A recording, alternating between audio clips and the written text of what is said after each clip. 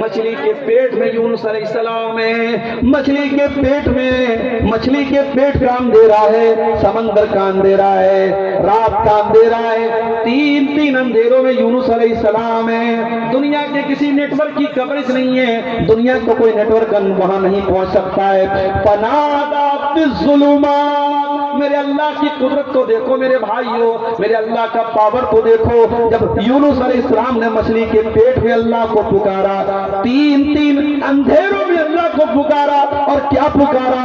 لا الہ الا انت سبحانک انی کنت من الظالمین۔ اے اللہ تیرے سوا میرا کوئی سہارا نہیں ہے، اے اللہ تو پاک ہے، میں ظالم ہوں۔ مچھلی کے پیٹ میں یونس علیہ السلام نے دعا کی، اللہ نے وہاں پر بھی ان کی دعا کو سن لیا۔ جہاں کوئی کوریج نہ ہو وہاں اللہ کا کوریج ہے۔ نبی کے دور میں ایک عورت نے، اس کے شوہر نے زہار کر لیا، عورت کا نام خولہ بنت ثعلبہ تھا۔ شوہر نے زہار کر لیا، عرب میں دستور تھا جب شوہر بہت غصے میں ہوتا تھا بیوی کے اوپر تو کہہ دیتا تھا انت کزار امی علیہ، تو میرے لیے ویسی ہی ہے جیسے میری ماں کی پیٹھ ہے۔ اسی لیے علماء کہتے ہیں کہ عورت اگر آپ کے نکاح میں ہے، بیوی اگر ہے تو بیوی کو پیار محبت میں آپ بابو بول دیں، سونا بول دیں، جانو بول دیں، مگر بعض لوگ بیوی کو بیٹا بول دیتے ہیں، نہیں بولنا چاہیے۔ یا بعض لوگ بیوی کو مارے غصے، ارے میری ماں، ایسا بولنے سے نہیں بولنا چاہیے۔ حالانکہ بولنے سے طلاق نہیں ہو جائے گی، اس نیت سے آپ نے نہیں بولا ہے، مگر یہ الفاظ بھی استعمال نہیں کرنے چاہیے۔ عرب میں کیا ہوتا تھا، لوگ اپنی بیوی کو غصے میں کہہ دیتے کہ تو میری ماں کی پیٹھ کی طرح ہے، تو وہ بیوی حرام ہو جاتی تھی۔ دور جاہلیت میں یہی قانون تھا کہ اگر شوہر بیوی سے زہار کر لے گا تو بیوی ہمیشہ کے لیے حرام۔ خولہ بنت ثعلبہ کئی بچوں کی ماں تھی، بوڑھی ہو چکی تھی، 40-50 سال ان کی عمر ہو چکی تھی۔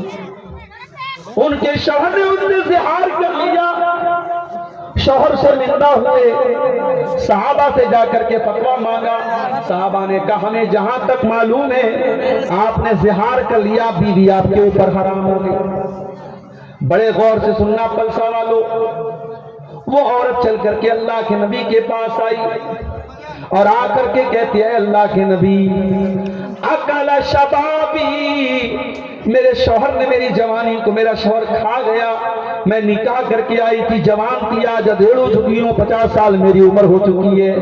اے اللہ کے نبی جوانی تو میری کھا گیا اور آج بڑھاپے میں مجھ سے زہار کر لیا ہے، میں چھوٹے چھوٹے بچوں کو لے کر کے کہاں جاؤں گی؟ اے اللہ کے نبی میرے مائکے میں بھی کوئی نہیں ہے، میرا کوئی بھائی بہن بھی نہیں ہے، میں کہاں جاؤں گی، کس کے در پہ جاؤں گی؟ نبی اکرم نے فرمایا اے خولہ بنت ثعلبہ، اگر تمہارے شوہر نے تم سے زہار کر لیا ہے تو میرے پاس تمہارا کوئی سولوشن نہیں ہے، تم اپنے شوہر کے اوپر حرام ہو چکی۔ اتنا کہہ کر کے وہ عورت رونے لگی اور اللہ کے نبی نے اتنا کہہ کر کے دروازہ بند کر لیا۔ وہ لوگوں تم نے تو نعرے لگا کے رکھے کہ ہم تو رسول کے دربار سے جا کے ہر چیز لے لیں گے، یہاں تو رسول نے بھی اپنا دروازہ بند کر لیا ہے۔ وہ عورت روتے ہوئے گھر آتی ہے اور آ کر کے وضو کرتی ہے، مصلی بچھاتی ہے اور اللہ کی بارگاہ میں سجدے میں گر جاتی ہے اور کہتی ہے اے اللہ میرا سجدے سے، تیری بارگاہ میں یہ سجدے سے سر تب تک نہ اٹھے گا جب تک تو میرے بارے میں قرآن کی کوئی آیت نازل نہ کر دے گا، جب تک میرے بارے میں شریعت کا کوئی حکم نازل نہ کر دے گا۔ اے اللہ میں تیری دکھیاری بندی کہاں جاؤں گی؟ آج تیرے نبی نے بھی اپنا دروازہ بند کر لیا ہے، تیرے نبی سے میں نے جھگڑا کیا، بحث کیا، مگر انہوں نے بھی کوئی سنوائی نہیں کی اور انہوں نے بھی کہہ دیا کہ میں اپنے شوہر کے اوپر حرام ہو چکی ہوں، اے اللہ اب تو ہی کوئی راستہ نکال دے۔ یہ کہہ کر کے خولہ بنت ثعلبہ اللہ کی بارگاہ میں سجدہ کر کے رونے لگتی ہے۔ دعا کا بڑا بہترین جو اس کی جگہ ہے وہ سجدہ ہے۔ اگر آپ کو کوئی دعا اللہ سے کرنی ہے، کوئی چیز مانگنی ہے، جن کے گھر میں اولاد نہیں ہے ان کو طریقہ بتا رہا ہوں، جو نوکری کے لیے پریشان ہے ان کو طریقہ بتا رہا ہوں، جو روزگار کے لیے پریشان ہے ان کو طریقہ بتا رہا ہوں، رات کے آخری پہر میں اٹھو، جس پہر میں دنیا سو رہی ہے، یہ ٹائم اللہ کو منانے کا ٹائم ہے۔ یہ وہ ٹائم ہے جب اللہ خود آسمان دنیا پر نازل ہوتا ہے اور کہتا ہے میرے بندوں مجھ سے مانگو میں تمہیں دوں گا۔ یہ جو رات کا آخری پہر ہے، فجر کے 2 گھنٹہ 1.5 گھنٹہ پہلے کا جو ٹائم، یہ بڑا پیارا ٹائم، اور یہی وہ ٹائم ہے تتجافى جنوبهم عن المضاجع يدعون ربهم خوفا وطمعا۔ اللہ کے نیک بندے اسی ٹائم بستر سے الگ ہو کر کے اللہ کو پکارتے رہتے ہیں، یدعون ربهم خوفا وطمعا، وہ اللہ کے عذاب سے ڈرتے بھی ہیں اور اللہ سے رحمت کی امید بھی لگاتے ہیں۔ او اولاد سے محروم جوڑو، او روزی روٹی سے پریشان لوگو، او کاروبار سے پریشان لوگو، رات میں اٹھا کرو، تہجد پڑھا کرو اور تہجد کے سجدے میں گر کر کے اللہ سے اپنا سوال کرو، اللہ سے مانگو تمہیں جو مانگنا ہے۔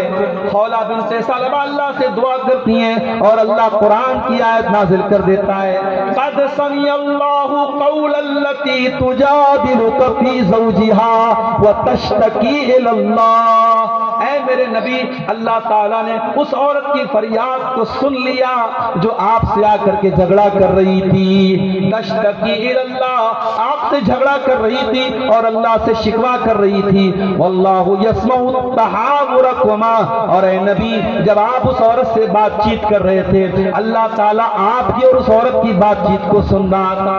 حضرت عائشہ قرآن کی آیت کے نازل ہونے کے بعد کہتی ہیں، بڑی پاک ہے وہ ذات جو عرش کے اوپر مستوی ہے، جو 7 آسمان کے اوپر عرش پر اس کی ذات ہے، لیکن وہ عرش والی ذات اپنی بندی کی بات چیت کو سن رہی تھی۔ اللہ تعالیٰ اپنی اس بندی کی بات چیت کو سن رہا تھا، جبکہ میں وَأَنَا فِي نَاحِيَةِ الْبَيْتِ، میں اسی گھر کے کونے میں تھی، میں اس عورت کی بات نہیں سن پائی، مگر نبی سے اس عورت نے جو بات چیت کی وہ اللہ تعالیٰ نے سن۔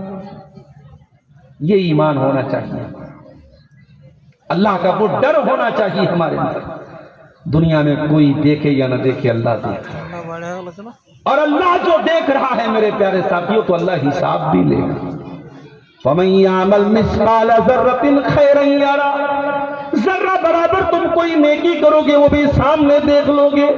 وَمَن يَعْمَلْ مِثْقَالَ ذَرَّةٍ شَرًّا يَرَهُ، اور ذرہ برابر تم کوئی گناہ کرو گے وہ بھی تم اپنے سامنے دیکھ لو گے۔ اللہ کے ترازو پر سب کو تولا جائے گا۔ فَمَن يَعْمَلْ مِثْقَالَ ذَرَّةٍ خَيْرًا يَرَهُ، اللہ کے ترازو پر تمہارے نام اعمال میں اگر کوئی نیکی ہوگی تم اس کو بھی سامنے دیکھ لو گے۔ وَمَن يَعْمَلْ مِثْقَالَ ذَرَّةٍ شَرًّا يَرَهُ، اور ذرہ برابر نام اعمال میں کوئی گناہ ہوگا وہ بھی تم دیکھ لو گے۔ اللہ کے رسول کے پاس ایک صحابی آئے، اے اللہ کے نبی میرے کچھ غلام ہیں، بڑی بدتمیزی میرے ساتھ کرتے ہیں، بڑی نافرمانی کرتے ہیں، میں ان کو گالی بھی دے دیتا ہوں، کبھی کبھی مار بھی دیتا ہوں۔ اے اللہ کے نبی کہیں اللہ تعالیٰ کے میری پکڑ تو نہیں ہوگی، کہیں مجھ کو سزا تو نہیں دی جائے؟ آپ نے فرمایا اے میرے صحابی، تمہارے جو غلام تمہاری نافرمانی کرتے ہیں، تمہارے ساتھ جو بدتمیزی کرتے ہیں، اللہ تعالیٰ کے اس کو بھی تولا جائے گا، اور تم جو سزا دیتے اس کو بھی تولا جائے گا۔ اگر تمہاری سزا کم ہوگی اور ان کی نافرمانی زیادہ ہوگی، کان لکل فضل، تو تمہارا فائدہ ہو جائے گا، تمہیں ان کی کچھ نیکیاں مل جائیں گی، تمہارے کچھ گناہ ان کو دے دیے جائیں گے۔ لیکن اے میرے صحابی، اگر تمہارے غلاموں کی بدتمیزی کم نکلی، ان کی نافرمانی کم نکلی اور تمہاری سزا زیادہ نکلی تو پھر تمہارا نقصان ہو جائے گا اور تمہاری کچھ نیکیاں کم ہو جائیں گی اور ان کے کچھ گناہ تمہارے اوپر لاد دیے جائیں گے۔ نبی نے اتنا کہا، صحابی ایک کونے میں گئے، زاروں قطار رونے لگے، دہاڑے مار مار کے رونے لگے اور کہنے لگے اللہ کے نبی میں اپنے غلاموں کو سزا تو دیتا ہوں مگر میں ناپ تول کے نہیں دیتا ہوں، میں نے ناپ تول کے تو نہیں دیا ہے، مجھے کیا پتا کہیں اگر میری سزا زیادہ ہو گئی اور ان کی نافرمانی کم ہو گئی، اے اللہ کے نبی تب تو میرا بہت نقصان ہو جائے گا۔ آپ نے فرمایا اے میرے صحابی کیا تو نے قرآن کی آیت نہیں پڑھی ہے؟ اللہ نے قرآن نے فرمایا وَنَضَعُ الْمَوَازِينَ الْقِسْطَ لِيَوْمِ الْقِيَامَةِ ہم قیامت کے دن انصاف کا ترازو رکھیں گے. وَإِن كَانَ مِثْقَالَ حَبَّةٍ مِّنْ خَرْدَلٍ أَتَيْنَا بِهَا، اور ایک رائی کے دانے کے برابر بھی اگر کوئی چیز ہوگی اللہ کے ترازو پر تمہارے سامنے آ جائے گی. وَكَفَى بِنَا حَاسِبِينَ، اور اللہ جب حساب لے گا تو ایک ایک چیز کا حساب لے گا. اے میرے صحابی، تم نے اپنے غلاموں کو جو سزا دی ہے وہ تو تولی جائے گی، وہ تو ناپی جائے گی. صحابی نے کہا اے اللہ کے رسول، میں اتنا بڑا خطرہ مول نہیں لے سکتا، میں اتنا بڑا رسک مول نہیں لے سکتا. میں آپ کو گواہ بنا کے کہتا ہوں انی اشہدکم علی انہم احرار کلہم، اے اللہ کے نبی میں آپ کو گواہ بنا کے کہتا ہوں میں اپنے سارے غلاموں کو آزاد کر رہا ہوں. آج دیش سے بھرشٹاچار کیوں نہیں ختم ہو رہا؟ کیوں یہ کرپشن ہو رہا ہے؟ کیوں یہ پل ٹوٹ جاتے ہیں؟ کیوں یہ سڑکیں خراب بنتی ہیں؟ کیوں یہ چوری ہوتی ہے؟ کیوں یہ بے ایمانی ہوتی ہے؟ کیونکہ ڈر کا احساس نہیں ہے، جواب دہی کا احساس نہیں، کسی کو جواب دینا ہے. اسکول میں پڑھانے والا ٹیچر، فون آ گیا ادھیکاری آ رہا ہے، ٹیچر ہوشیار ہو جاتا ادھیکاری آ رہا ہے، بچوں جلدی سے کتاب کھول لو.